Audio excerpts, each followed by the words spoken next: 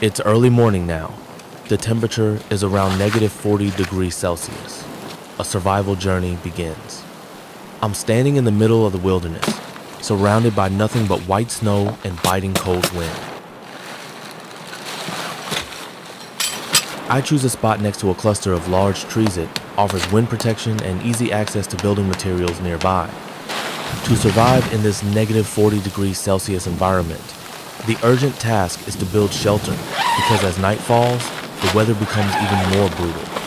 The wind is howling stronger. I need to secure the tarp corners tightly to keep it from being blown away during the night. The shelter isn't pretty or spacious, but it just might save my life tonight. After finishing the shelter, the next critical step is to build a fire pit.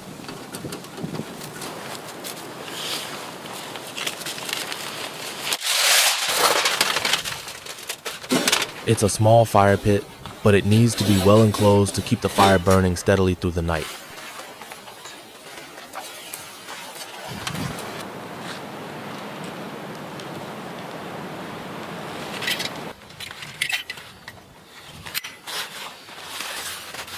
Now it's time to gather more firewood. I need as much as I can possibly get.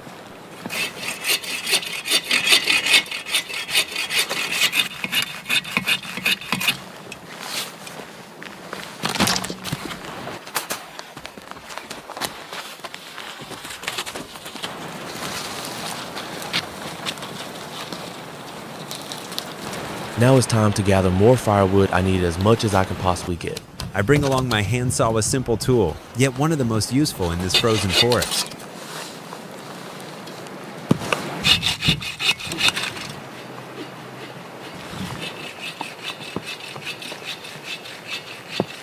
But every log I manage to bring back is another hour of survival through the freezing night.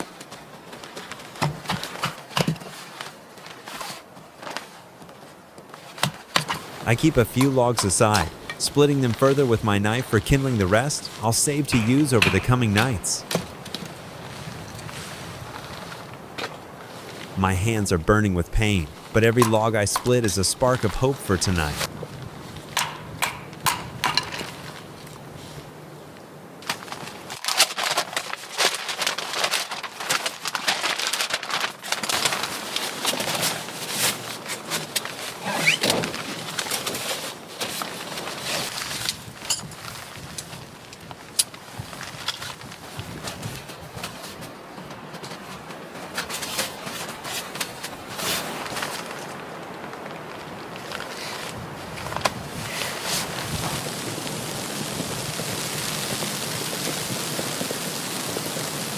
Now it's time to start the fire. I'm using dry wood chips, pine bark, and a fire starter stone.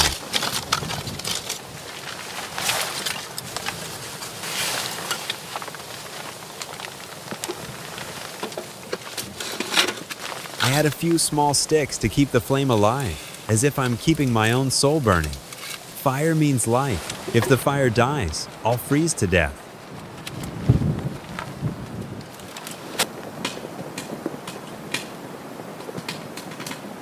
Darkness is falling quickly. The sun has disappeared behind the trees.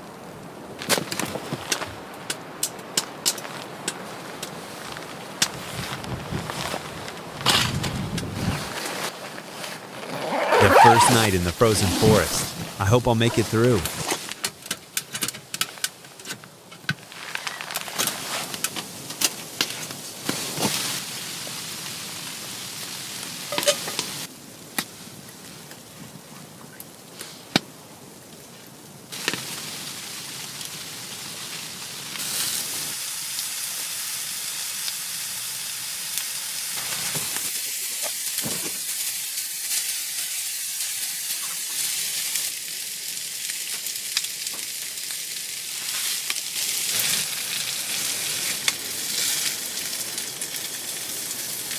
In this freezing cold, enjoying a homemade meat sandwich feels like the greatest happiness.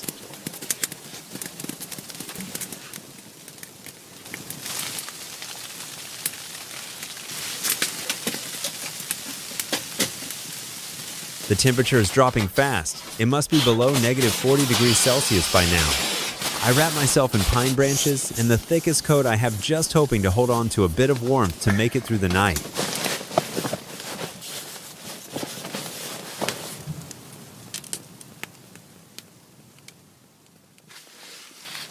Early the next morning, I was awakened by a gnawing hunger and the bitter cold that pierced through my skin. In weather like this, a cup of warm water is absolutely essential. Asterisk, asterisk. I bent down and scooped a cup full of clean snow with my hands, then brought it back into the shelter. Placing the cup on the stove, I rekindled the faint embers left from the night before. The flames flickered to life, and the snow slowly began to melt into water, then gently came to a boil.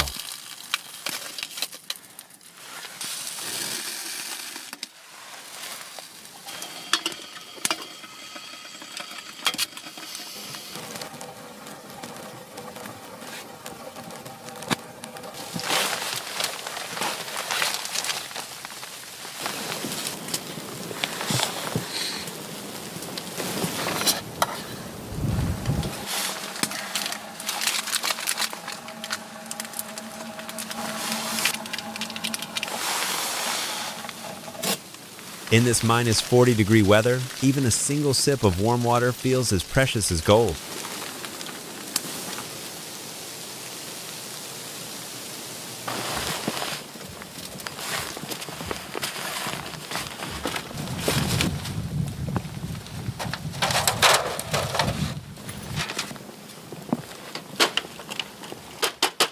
At daybreak, I began taking down the shelter.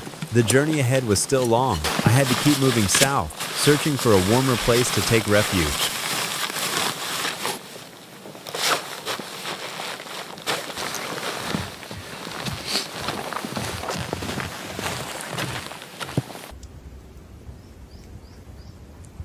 Each step sank deep into the thick snow, crunching dryly beneath my boots. The wind blew in sharp gusts, lashing my face with a sting like the cut of a blade. After a few hours of trudging through the snowy forest, I started to feel my legs go numb, and every breath I exhaled turned into a cloud of white mist.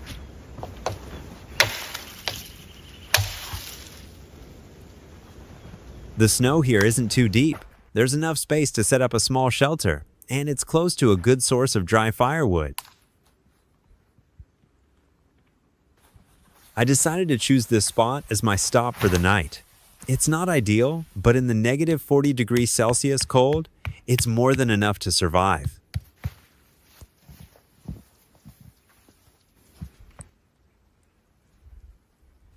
In negative 40 degrees Celsius conditions, retaining warmth inside the shelter is a matter of survival. Though simple and rough, if built properly, this shelter can help me make it through the freezing night in the forest.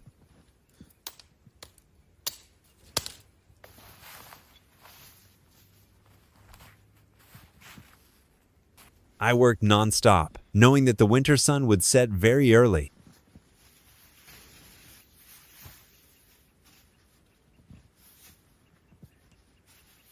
After more than an hour and a half of working in the numbing cold, the temporary shelter was finally completed. Darkness began to fall, and I knew I had to quickly gather enough firewood before night, and the harsh cold completely took over. Dry pine branches, though small, burn well in this kind of weather and release a distinct resinous aroma. By the time I returned to the shelter, my hands were numb from the cold, but the pile of firewood I'd gathered was enough to keep the fire burning through the night.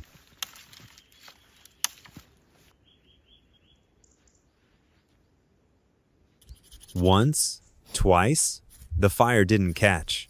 On the third try, a spark landed on the tree bark. It flickered weakly, then slowly began to burn.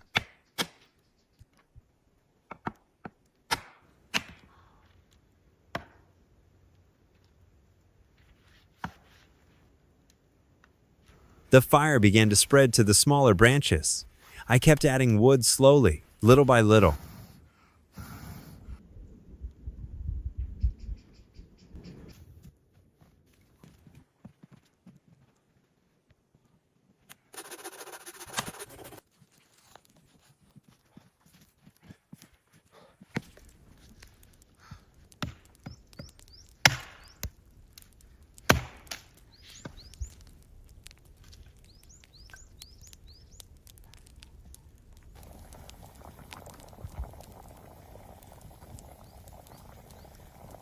The fire was going, but I knew that small pile of wood wouldn't last through the night.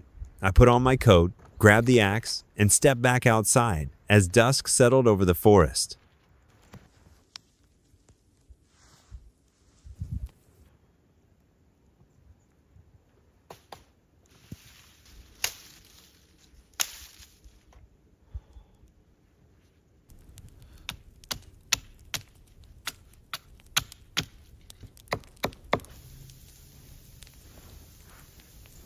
By the time I got back, sweat had soaked my forehead and it was already starting to freeze.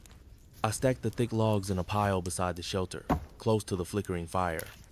With this much wood, I could stay warm until morning unless the wind picked up during the night.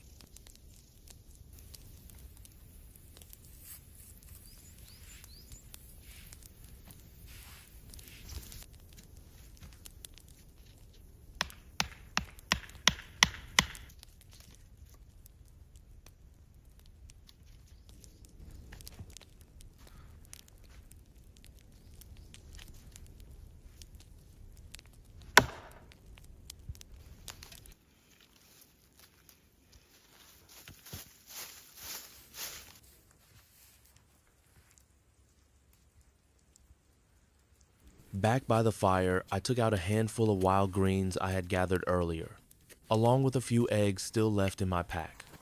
That was dinner for tonight. Simple, humble, but out here in the frozen wilderness, it already felt like a blessing.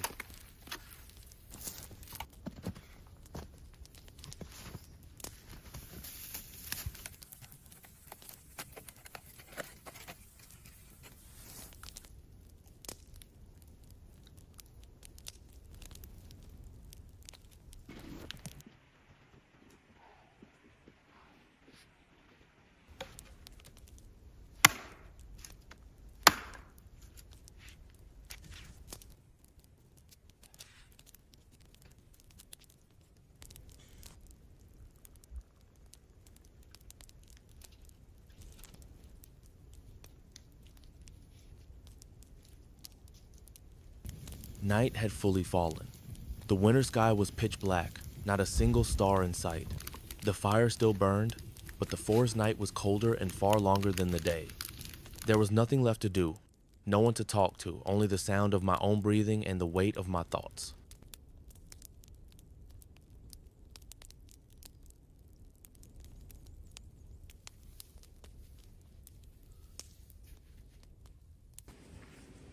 The next morning, I woke up in the shelter just as the first light crept over the horizon.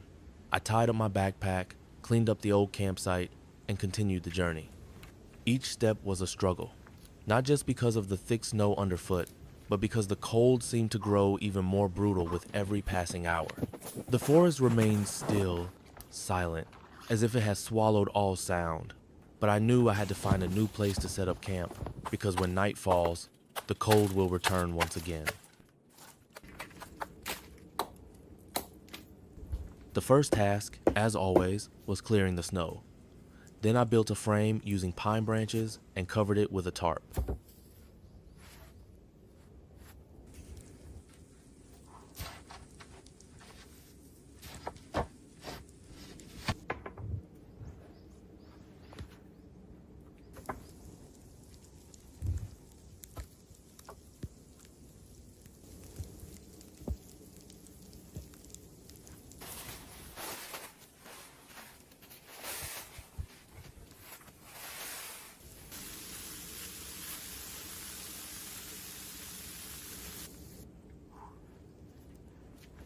The thick snow made hauling wood much harder, but I pushed myself to gather enough to last through the night.